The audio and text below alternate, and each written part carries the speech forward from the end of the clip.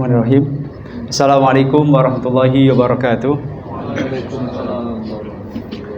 Alhamdulillahilladzi hadana li hada wa ma kunna linahtadiya laula an hadana Allah. Asyhadu an la ilaha illallah wahdahu la syarika lah wa asyhadu anna Muhammadan abduhu wa rasuluh. Allahumma shalli wa sallim wa barik ala sayyidina Muhammad wa ala alihi wa ashabihi ajma'in. Subhanaka la ilma lana illa ma 'allamtana innaka antal alimul hakim. Yang saya hormati seluruh pengurus DKM Masjid Al-Badar serta seluruh asatid dan seluruh jamaah salat zuhur, bapak ibu-ibu yang dirahmati Allah Taala. Segala pujian dan segala syukur kita panjatkan selawatnya kepada Allah Taala, Tuhan kita yang maha mulia, Tuhan kita yang maha terpuji, Tuhan kita yang kebaikannya kepada kita sungguh tidak terbilang jumlahnya. Salawat beriring salam semoga senantiasa Allah tambahkan kepada Nabi yang kita imani, Nabi yang kita cintai, Nabi yang senantiasa kita ikuti sunnah-sunnahnya dan kita harapkan syafaatnya, Nabi kita Nabi Muhammad sallallahu alaihi wasallam. Salam salam juga semoga Allah tambahkan kepada keluarga beliau, para umatul mukminin, seluruh sahabat, seluruh tabi'in dan seluruh umat beliau termasuk kita di antaranya. Jamaah salat zuhur yang dirahmati Allah Taala, pada kesempatan siang hari ini kita akan melanjutkan pembahasan tentang serial Manazilul Akhirah, persinggahan akhirat. Di pertemuan terakhir yang lalu kita telah membahas persinggahan yang ke-6, yaitu tentang syafaat. Nah, sedikit mereview sebelum kita masuk persinggahan yang ke-7, bahwa ada sekian banyak peristiwa yang akan dialami setiap orang yang telah meninggal dunia. Dimulai dari persinggahan pertama adalah alam kubur dan persinggahan terakhirnya adalah neraka atau surga. Nah, dari alam kubur ke neraka atau surga itu ada sekian banyak peristiwa yang akan kita alami. Itu yang oleh Nabi dalam hadis riwayat Tirmidzi disebut sebagai manazilul akhirah. Sebagaimana kata Rasul, innal qabra awwalu manazilil akhirah. Sesungguhnya alam kubur adalah persinggahan pertama dari persinggahan akhirat. Jadi pintu gerbang kehidupan akhirat adalah alam kubur. Dan itu sekaligus merupakan persinggahan pertama kita menuju ke alam akhirat. Kemudian persinggahan kedua adalah kehancuran alam semesta yang ditandai dengan tiupan sangkakala 3 kali. Itu menandai bahwa kiamat telah terjadi. Saat Allah SWT menghancurkan seluruh alam semesta yang telah Allah ciptakan dan kemudian mematikan semua yang bernyawa, sehingga di peristiwa kedua itu atau di persinggahan kedua itu nanti tidak ada yang menyandang sifat hidup kecuali hanya Allah. Kalau sekarang yang hidup banyak, itu kita hidup, hewan hidup, jin hidup, Allah maha hidup. Tapi nanti ketika peristiwa kedua, yaitu ketika kehancuran alam semesta, setelah ditiupnya trompet sangkakala yang kedua, maka semuanya akan dimatikan oleh Allah Subhanahu wa taala. Sehingga satu-satunya yang memiliki sifat hidup saat itu hanya Allah Subhanahu wa taala. Nah, kemudian persinggahan ketiga adalah persinggahan yang kita sebut sebagai hari kebangkitan atau Yaumul Ba'ats. Yaitu saat Allah SWT menghidupkan kembali semua orang yang telah dimatikan dalam peristiwa kedua. Itu yang sering kita sebut sebagai hari kebangkitan. Itu peristiwa ketiga. Dihidupkan kembali semua yang telah mati. Kemudian dilanjutkan dengan peristiwa berikutnya adalah perkumpulan di padang mahsyar. Jadi setelah dihidupkan semua orang yang telah meninggal dunia, dimanapun dulu dia meninggal dunia, ada kuburannya atau enggak ada kuburannya, semua orang yang telah meninggal dunia nanti akan dikumpulkan Allah SWT. Allah maha tahu berapa makhluk Allah yang Allah ciptakan. Nah, sebanyak itu pula yang nanti Allah akan kumpulkan. Tidak akan ada yang tercecer, nyelip gitu misalkan gitu ya, tidak ada. Semuanya akan dikumpulkan dan jumlahnya sesuai yang Allah ciptakan. Karena Allah maha tahu dimanapun seorang itu meninggal dunia, hatta yang tidak dikubur sekalipun, Allah maha tahu. Maka sebanyak yang Allah ciptakan, sebanyak pula yang nanti Allah akan kumpulkan. Nah, dikumpulkanlah di padang mahsyar. Gitu. Perkumpulan di padang mahsyar ini sangat lama sekali, dan orang di padang mahsyar ini menunggu saatnya dimulai proses pengadilan atau hisab. Nah, proses hisab ini itu lama sekali tidak dimulai oleh Allah Taala baru setelah Nabi SAW memohon syafaat kepada Allah Taala, barulah hisab itu dimulai. Gitu.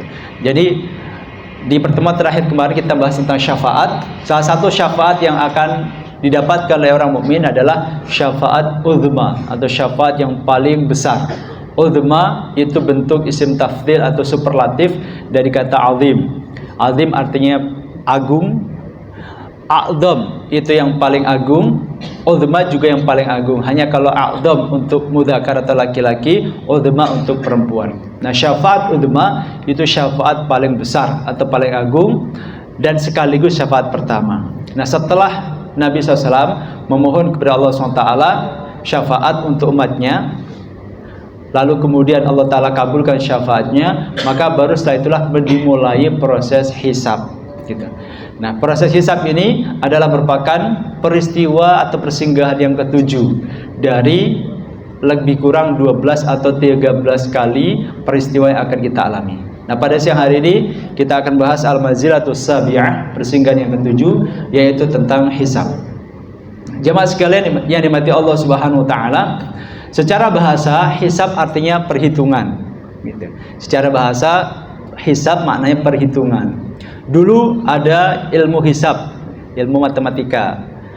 Kemudian kalau menjelang Ramadan, kita juga sering mendengar istilah hisab dan ru'yah gitu ya. Ru'yah itu bukan ruqyah ya, pakai hamzah, ru'yah. Kalau ruqyah kan jambi-jambi. Nah, kalau ru'yah itu dari kata ra'a yara ru'yatan, melihat. Metode untuk menentukan hilal dengan cara melihat langsung itu namanya ru'yah. Kalau hisab itu dengan cara hitung-hitungan matematis. Nah, hisab secara bahasa artinya adalah penghitungan.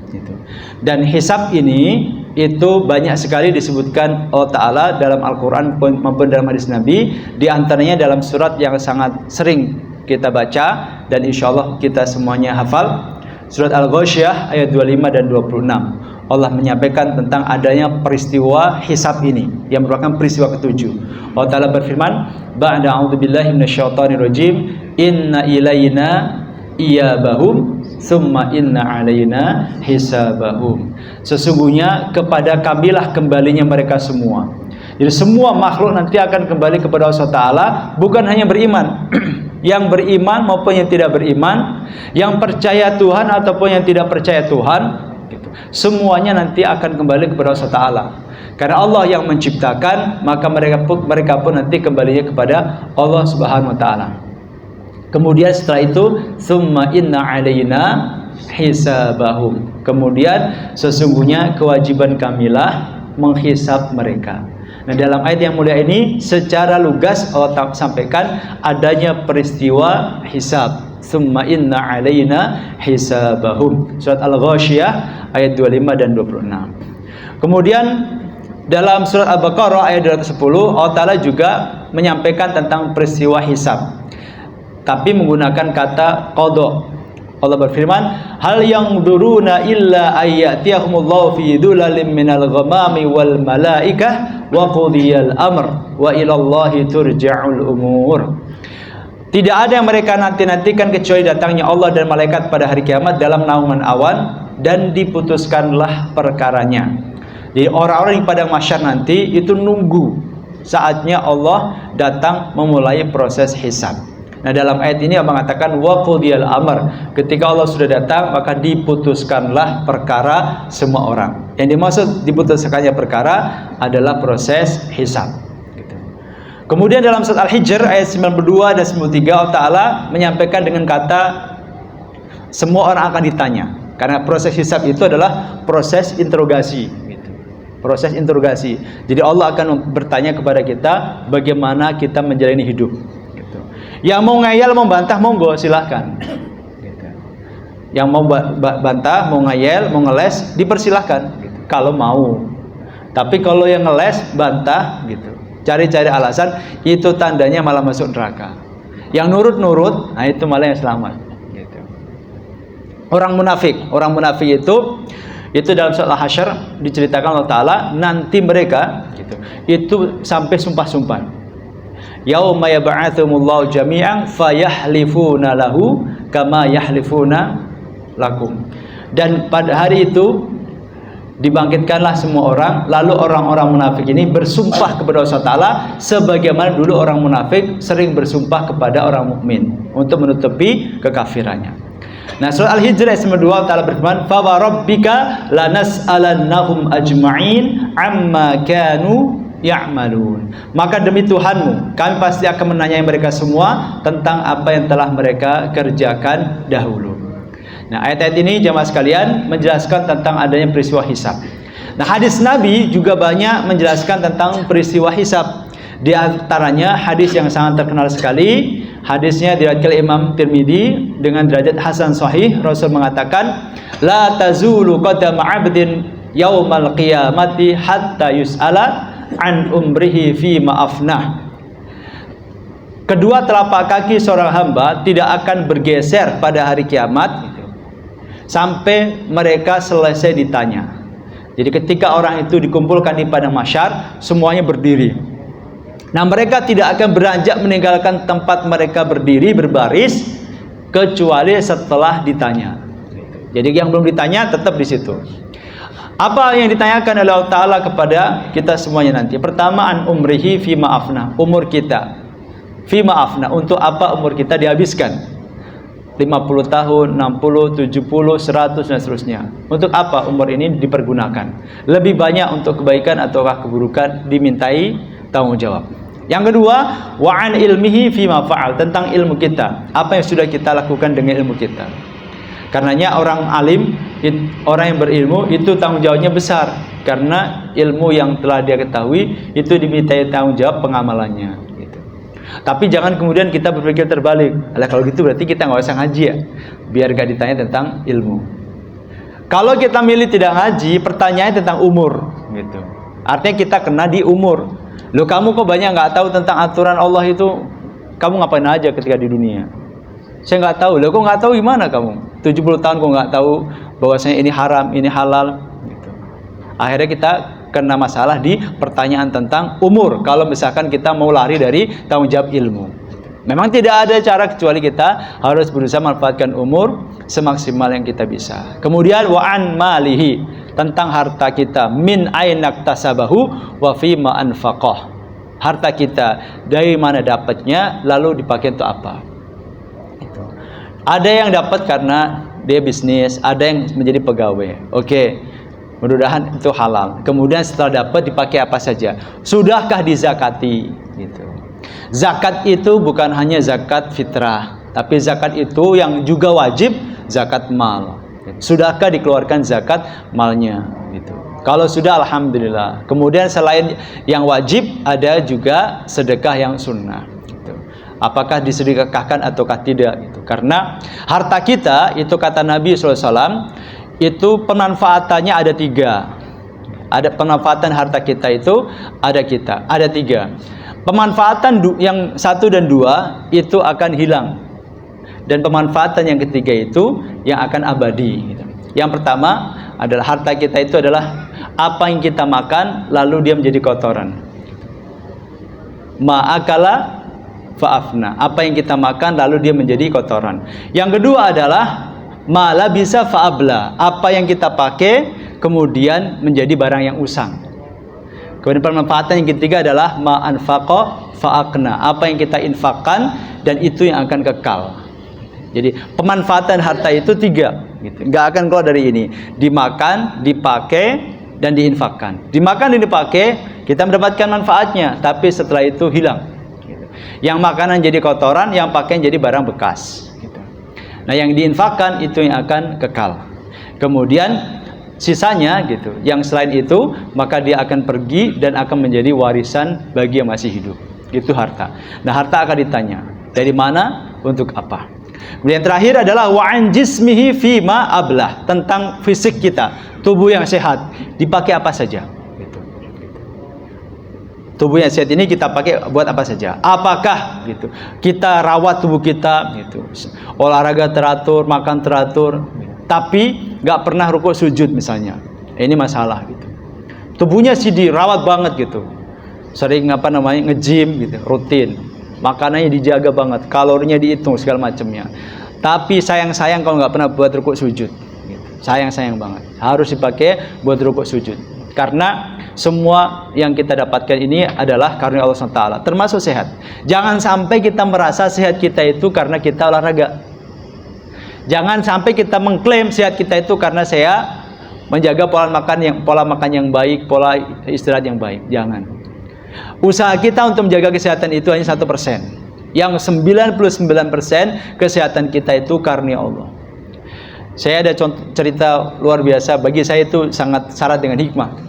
Ramadan kemarin jamaah sekalian, saya ada acara buka puasa di satu masjid, kemudian lanjut acara tarawih. Setelah acara buka puasa, sebelum nunggu tarawih, saya ngopi gitu. Ngopi pakai gula, karena saya levelnya masih peminum kopi, belum penikmat kopi. Kan beda level Pak ya. Kalau peminum kopi itu minum kopinya pakai gula, itu peminum. Tapi kalau penikmat kopi tanpa gula, karena yang dinikmati kopinya gitu. Nah, saya levelnya masih peminum kopi. Sambil ngopi, ada seorang pengurus yang ngobrol sama saya. Ustaz, saya tidak tahu apakah tahun depan saya masih ketemu Ramadan atau tidak. Karena umur saya ini sudah 72 tahun. Kata Pak Haji ini, pengurus masjid. Lalu sananya, tapi Pak Haji sehat kan? Alhamdulillah sehat. Karena saya rajin olahraga. Dan saya ini sudah puluhan tahun tidak minum manis. Gitu. Di rumah saya itu nggak ada gula. Saya nggak minum manis, istri saya juga tidak, anak-anak saya juga tidak. Karena di rumah saya jarang ada gula, berarti jarang ada semut, ya kan? Kan kalau ada gula ada semut kan, berarti kalau jarang ada gula berarti jarang ada semut. Gitu. Nah, jadi beliau sehat, alhamdulillah. Saya tahu memang beliau meskipun sudah lama pensiun, tapi masih rajin ke masjid. Padahal masjidnya itu sholatnya naik lantai 2 gitu, tapi masih rajin gitu. Saya tahu juga beliau memang instruktur senam. Jadi olahraganya itu kalau tidak salah sepekan 3 kali. Gitu. Jadi sehat beliau. Itu obrolan ba'da maghrib menjelang tarawih. Paginya, bapak sekalian, saya lagi di jalan dapat kiriman foto dari pengurus masjid yang lain. Saya buka, Pak Haji yang semalam saya ngobrol dirawat di rumah sakit pusat Pertamina. Subuh waktu itu ya, dilarikan ke rumah sakit. Saya kaget. Ya Allah, baru semalam bilang sehat gitu karena rajin olahraga dan lama tidak mengkonsumsi gula yang manis. Pagi subuh dilarikan rumah sakit. Kemudian saya tanya ke pengurus masjid yang lain, Pak Haji kenapa? Pendarahan otak. Sekarang sudah keluar dari rumah sakit, tapi di rumah jadi rawat jalan, nggak bisa bicara. Kita doakan mudah-mudahan Allah segera angkat penyakitnya. Saya berkhusnudon banget gitu. Allah memang berikan ujian berat bagi Pak Haji ini untuk mengangkat derajatnya. Beliau ini bukan jamaah biasa tapi penggerak masjid gitu. Tapi diuji dengan ujian yang berat seperti ini.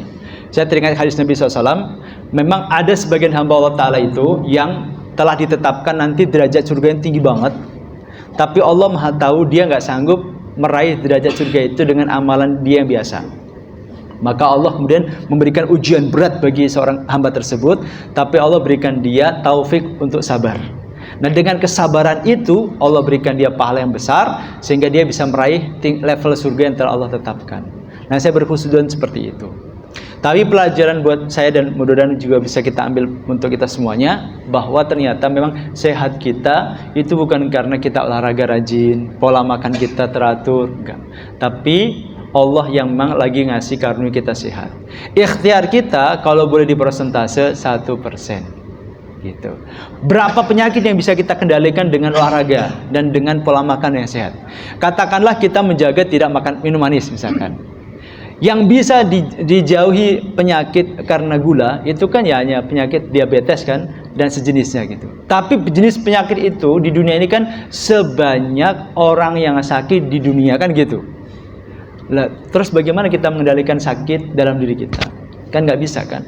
Maka kalaupun kita sehat gitu, maka memang harus disadari betul itu karena karunia Allah SWT. Kalaupun kita olahraga, oke, itu punya kontribusi dan berpengaruh positif untuk kesehatan kita, tapi 1%. Yang 90% karena Allah SWT. Nah, itu sedikit tambahan terkait dengan tadi.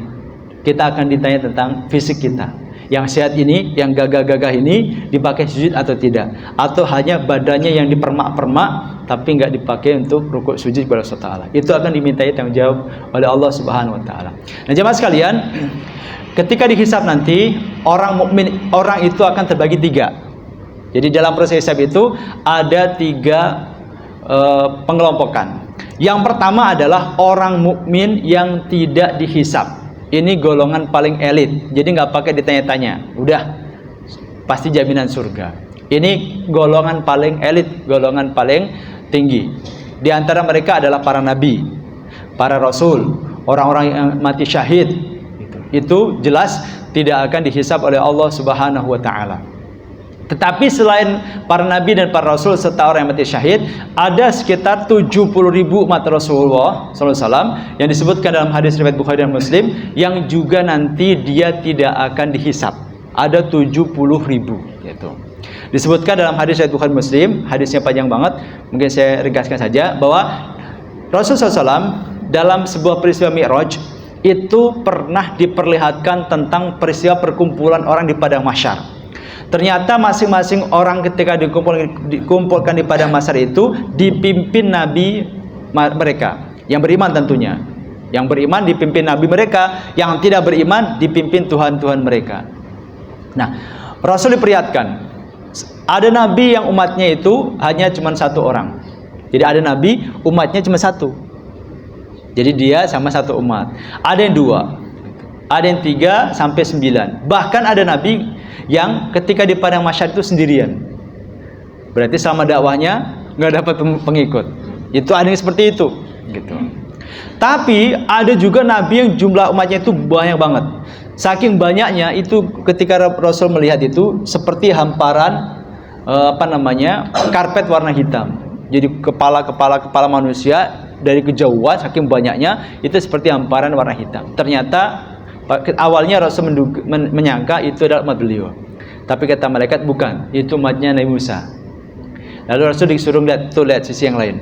Rasul melihat ada kumpulan orang yang banyak juga. Terus disuruh lihat sebelah sana lagi itu, ada kumpulan orang banyak lagi. Nah, kata malaikat itulah umatmu. Nah, kemudian Rasul mengatakan wa ma'ahum sab'una alfan yadkhuluna al-jannata bighairi hisabin wala 'adzab. Itulah umatmu yang lebih banyak dibandingkan umatnya Nabi Musa, gitu. Dan beserta mereka ada 70.000 orang yang yadkhulunal jannata bighairi hisabin wala 'adzab, akan masuk surga tanpa hisab dan tanpa adab. Jadi dari hadis ini kita tahu bahwasanya umat Nabi terbanyak itu umat Nabi Muhammad. Ranking 2-nya Nabi Musa. Karenanya dalam hadis tentang Isra Mi'raj itu kan ketika Nabi naik ke langit 1, 2, 3, 4, 5 sampai 7, itu kan Nabi ketemu para nabi-nabi terdahulu kan ya. Di langit pertama Nabi Muhammad SAW bertemu dengan Nabi Adam, kemudian Nabi Idris. Nah, di langit kelima ketemu Nabi Musa alaihissalam. Nah, Nabi Musa alaihissalam itu setelah ketemu sama Rasulullah ngobrol-ngobrol, lalu Nabi Muhammad mau lanjut ke langit berikutnya, Nabi Musa nangis. Rasul kaget, loh kok nangis, kenapa gitu. Lalu tanya malaikat itu, kenapa Musa kok nangis? Lalu ditanya ke Musa. Nabi Musa nangis karena beliau tidak nyangka ada nabi yang diutus setelah beliau yang umatnya ngalahin umat beliau. Jadi beliau sedih karena tersaingi. Itu betulan, itu dan dalam hadis sahih, termasuk diperkuat dalam hadis ini. Jumlah umat Nabi Musa itu kalah dengan jumlah umat Nabi Muhammad SAW. Ini wajar karena satu-satunya nabi yang diutus Allah SWT sebagai nabi internasional itu cuma Nabi Muhammad. Nabi yang lain itu nasional atau paling banter regional. Ini istilah sekarang ya. Ini bukan mengada-ngada. Memang satu-satunya nabi yang diutus untuk seluruh umat manusia itu cuma Nabi Muhammad. Yang lainnya itu nasional atau regional. Bahkan kalau Nabi Ibrahim misalkan, Nabi Ibrahim dengan Nabi Lut itu daerahnya deketan. Daerah Sodom, tempatnya Nabi Lot itu nggak jauh dari tempatnya Nabi Ibrahim berdakwah di Syam. Gitu. Makanya sebelum umatnya Nabi Lot itu dibalik kampungnya oleh malaikat karena perilaku homoseks mereka, itu kan malaikat itu datang dulu bertamu ke rumahnya Nabi Ibrahim, ngabarin kalau mereka ini nanti ditugaskan Allah SWT untuk mengazab umatnya Nabi Lot di balik kampungnya. Nabi Ibrahim sempat khawatir, loh di situ kan ada Lut gitu. Allah Maha tahu. Jadi Nabi Lut diselamatkan. Nah itu mampir dulu ke rumahnya Nabi Ibrahim dan jaraknya memang nggak terlalu dekat gitu. Jadi Nabi Ibrahim dengan Nabi Lut itu satu periode, bahkan daerah dakwahnya berdekatan. Nabi Musa dengan Nabi Harun kakak adik. Nabi Isa dengan Nabi Yahya berdekatan waktunya gitu. Jadi banyak nabi-nabi itu yang lokal atau nasional atau paling banter regional. Satu-satunya nabi internasional cuma Nabi kita Muhammad Shallallahu Alaihi Wasallam. Maka umatnya paling banyak. Nah di antara umat Rasul itu ada 70.000 orang yang nanti masuk surga tanpa hisab. Tanpa hisab berarti nggak ditanya-tanya, dan tanpa adab berarti sama sekali tidak mencicipi neraka. Nah khusus dalam hadis ini disebutkan 70.000. Nah mendengar hadis ini itu para sahabat itu heboh karena mereka kebayang enak bener ya masuk surga tanpa hisab gitu. Nah mereka heboh. Rasul tadinya ketika menyampaikan hadis itu sampai di situ doang. Nanti di antara umatku ada 70.000 orang yang masuk surga tanpa hisab, tanpa adab. Udah habis itu Rasul kemudian masuk rumah. Para sahabat masih ngobrol di masjid. Ih siapa itu ya? Keren banget gitu. Mereka masih ramai membicarakan siapa 70.000 orang itu. Lalu masing-masing nebak-nebak. Ada yang nebak, oh mungkin dia yang dari kecil Islam ya. Kalau saya kan dulu pernah musyrik. Saya baru masuk Islam setelah kawin misalkan. Saya baru masuk Islam setelah 30 tahun gitu. Ada yang nebak-nebak lagi, oh mungkin dia yang selalu bersama Rasul ya, yang selalu hadir di majelis beliau kali ya. Kalau saya kan kadang absen gitu, kadang datang, kadang enggak gitu. Macam-macam pada nebak-nebak tentang kriteria 70.000 orang itu. Sampai akhirnya keriuhan dan keramaian itu memancing Rasul keluar dari rumah ke masjid lagi. Lalu kemudian Rasul nanya kepada sahabat yang masih di masjid, "Mal ladzi takhuduna fi?" Apa yang kalian obrolkan? Dari tadi kok belum pulang-pulang, apain aja nih? Kata Rasul kepada para sahabat. Lalu mereka jawab, "Ya Rasulullah, kami membincangkan tentang kriteria 70.000 umatmu yang katanya nanti masuk surga tanpa hisab." Lalu kemudian Rasul menjelaskan 3 kriterianya, yaitu alladzina la yastarqun. Pertama adalah yang tidak pernah minta diruqyah. Itu yang pertama. Wala yatatayyarun. Yang kedua tidak tatoyur. Dan yang ketiga wa ala rabbihim yatawakkalun. Dan orang yang selalu tawakal kepada Allah SWT. Itu 3 syaratnya. Pertama tidak pernah minta ruqyah. Yang kedua tidak tatoyur. Yang ketiga hatinya selalu tawakal kepada Allah SWT. Pertama tidak minta ruqyah. Jadi oh berarti kalau minta ruqyah nggak boleh ya? Boleh. Minta ruqyah itu boleh, meruqyah juga boleh. Karena para sahabat juga pernah meruqyah gitu. Boleh gitu. Cuman orang kalau minta ruqyah itu dikhawatirkan rasa tawakalnya tergerogoti gitu. Banyak orang ketika minta ruqyah itu tanpa dia sadari keyakinan sembuhnya itu ke ustadz gitu. Apalagi kalau yang ruqyah itu ustadz yang sering keluar masuk TV gitu. Yang jam terbangnya udah tinggi seolah-olah dia menyembuhkan. Nah yang dikhawatirkan Rasul itu khawatirnya orang ini menggerogoti rasa tawakalnya kepada Allah Ta'ala. Itu satu. Yang kedua adalah tidak tatoyur. Tatoyur itu dari kata toyrun, artinya burung. Jadi tatoyur itu khurafat zaman jahiliyah, di mana orang-orang Arab zaman dulu itu kalau mereka mau pergi keluar negeri atau keluar kota itu untuk memutuskan berangkat atau tidak berangkat itu mereka suka melakukan undian dengan cara melepaskan burung. Jadi burung dilepas. Nanti kalau burung itu terbang ke kanan, itu dianggap itu tanda-tanda keberuntungan. Mereka jadi berangkat. Berarti asumsinya kalau dagang untung, kalau di jalan juga selamat. Tapi kalau burung itu dilepas lalu belok ke kiri, itu dianggap tanda sial. Maka nggak jadi berangkat, karena itu berarti di jalan kita tidak aman, atau mungkin kalau dagang tidak untung. Gitu.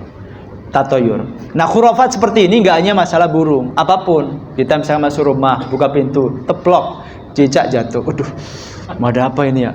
Kok ada cicak jatuh? Itu juga tidak boleh. Tidak boleh. Nah, itu tatoyur ya. Jadi, nah yang ketiga sifatnya atau kriterianya adalah orang yang hatinya sepenuhnya tawakal kepada Allah SWT. Nah ini kelihatannya sepele, tapi ternyata luar biasa. Kadang kita ini orang-orang modern, gitu, orang-orang yang terlalu rasional itu terkadang terlalu menggantungkan pada ikhtiar. Misalnya kita bisnis, kita merasa akan sukses karena sudah ngikutin pelatihan, memiliki teamwork yang kuat, menggunakan IT yang canggih, memiliki jejaring yang luas gitu. merasa yakin sukses karena persiapannya matang. Ini tawakal kepada ikhtiar, dan itu tidak boleh. Ikhtiar harus maksimal gitu, tapi tawakal juga harus sempurna kepada Allah Taala. Nah, ini seni orang mukmin. Bagaimana kita ikhtiarnya tetap maksimal, tapi nggak boleh kita kemudian menggantungkan pada ikhtiar. Nah, bagaimana caranya? Tadi, ikhtiar kita persentase menyumbang sukses cuma 1%. Nah, wilayah kita itu memaksimalkan 1%. Yang 99% itu wilayah Allah. Kita pokoknya pasrah sama Allah, wong kita cuma ngurusi 1%. Nah, dengan seperti ini maka kita tidak terlalu goncang ketika mengalami kegagalan, juga tidak terlalu jumawa ketika sukses. Gimana kita mau jumawa? Mau menepuk dada ketika berhasil, wong kita cuma ikhtiar 1% kok. Yang 99% itu karunia Allah SWT. Nah, ini masih bisa dielaborasi lagi gitu. Masa sih seperti itu? Iya gitu. Karena kita bisa kendalikan itu kan hanya yang berkaitan diri kita kan. Kita harus usaha maksimal. Tapi kalau misalkan mau berangkat meeting, tiba-tiba kecelakaan, kan bubar semuanya kan? Gitu. Dan Allah punya 1001 cara untuk menggagalkan rencana kita kalau Allah berkehendak. Maka ketika Allah tidak menggagalkan rencana kita, itu artinya Allah sedang meridhoi, merestui untuk jadi. Baik jamaah sekalian, itu kelompok pertama. Maaf karena sudah jam 1:04. Saya kebut. Yang kedua, golongan kedua adalah orang yang hisabnya mudah atau ringan. Ini golongan orang mukmin kedua. Yang pertama adalah yang tidak hisab. Yang kedua adalah orang mukmin yang hisabnya ringan. Hisabnya ringan itu dilakukan secara personal. Jadi dipanggil satu-satu oleh Allah Taala, ditanya-tanya. Nah, orang mukmin kalau hisabnya ringan kayak gini, itu tandanya masuk surga tanpa mencicipi neraka. Dipanggil satu-satu, ditanya. Atarifu dan bagada, kamu tahu dosa kamu ini? Kamu tahu yang kesalahan ini? Kamu waktu itu di kantor kamu pernah gini. Ya Allah, saya tahu ya. Ya Allah. Ditanya semuanya orang mukmin, nggih ya Allah. Iya ya Allah. Betul ya Allah. Ditanya, kamu ada ini alasan? Enggak ya Allah. Memang seperti itu kelakuan saya. Nah, yang kayak gini-gini itu tandanya masuk surga tanpa mencicipi neraka. Nah, itu hisabnya personal, dipanggil satu-satu. Nah, yang ketiga adalah yang hisabnya berat. Hisab berat itu bahkan terkadang dipublikasikan di depan khalayak pada mahsyar. Nah, orang yang hisabnya kayak gini dipublikasikan di depan pada mahsyar, lalu kemudian terjadi debat, ngeyel-ngeyel, ngeles-ngeles, tandanya neraka. Kalau yang gengge saja, yang nurun saja surga. Nah, hisab ringan itu disebutkan dalam surah Al-Insyiqaq ayat 7 dan 8. Allah Ta'ala berfirman, "Fa amma man utiya kitabahu bi yaminih fasawfa yuhasabu hisaban yasira." Adapun orang yang diberikan kitabnya dari sebelah kanan, maka dia akan diperiksa dengan hisab yang mudah. Hisaban yasira, hisab yang mudah. Itu tandanya masuk surga. Nah, rumusnya pokoknya jangan ngeyel, iya aja gitu. Gitu. Kalau yang munafik ngeyel-ngeyel sampai sumpah-sumpah. Sumprit ya Allah, saya enggak ngelakuin itu gitu. Sampai sumpah-sumpah. Jangan pernah sumpah di depan Allah. Allah Maha tahu. Untuk hisab yang berat, yang ujungnya neraka disebutkan dalam hadis Nabi SAW. Hadis riwayat Imam Bukhari dan Muslim. Hadisnya sahih, Rasul mengatakan, "Man nuqisha fil hisabi udziba." Barang siapa yang dipersulit hisabnya, yang dirinci hisabnya, yang jelimet hisabnya, udziba, maka dia akan diazab. Kok kelihatan alot, nggak selesai itu orang? Itu tandanya masuk neraka gitu. Jemaah sekalian, mungkin itu saja yang dapat saya sampaikan pada kesempatan siang hari ini. Teriring doa, mudah-mudahan Allah Taala memudahkan kita semuanya dalam proses hisab kita. Amin amin ya rabbal alamin. Demikian sebelum saya akhiri, barangkali dia mau ditanyakan, monggo jika ada. Kalau yang ingin pamit, monggo juga silahkan gitu. Monggo jika ada. Ada? Tidak. Baik, kalau tidak ada, mari kita akhiri pertemuan kita pada kesempatan siang ini dengan sama-sama baca hamdalah dan doa penutup majelis. Alhamdulillahirabbil alamin, subhanaka Allahumma hamdika, asyhadu an la ilaha illa anta, astaghfiruka wa atubu ilaik. Jazakumullahu khairan katsiran timamikum. Assalamualaikum warahmatullahi wabarakatuh.